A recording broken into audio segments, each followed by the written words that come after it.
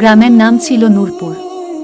সেখানে 4টি মুসলিম মেয়ে রাইমা, সারা, ফাতিমা ও আয়েশা মাদ্রাসা পড়ত। প্রতিদিন সকালে ফজরের নামাজ আদায় করে তারা কুরআন তেলাওয়াত করত। একদিন গ্রামে বন্যা আসে। 4 বন্ধু মিলে মসজিদের ইমামের সাহায্যে সবাইকে নিরাপদ স্থানে পৌঁছে দেয়। তাদের সাহস ও ঈমান দেখে সবাই মুগ্ধ হয়। রাইমা, সারা, ফাতিমা ও আয়েশা আল্লাহর উপর ভরসা রেখে মানুষের সেবা করে। গ্রামে একটি বড় সেমিনার অনুষ্ঠিত হয়। সেখানে রাইমা, সারা, ফাতিমা ও আয়েশার গল্প শুনে সবাই অনুপ্রাণিত হয়।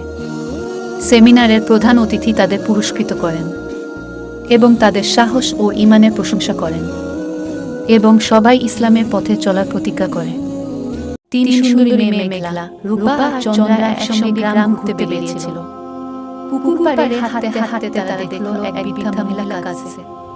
মেঘলা এগিয়ে গিয়ে জিজ্ঞেস করল, ঠাকুমা, কি হয়েছে? বৃদ্ধা বললেন, আমার হারানো ছেলের স্মৃতি বিস্মৃত ঘড়িটি পুকুরে পড়ে গেছে।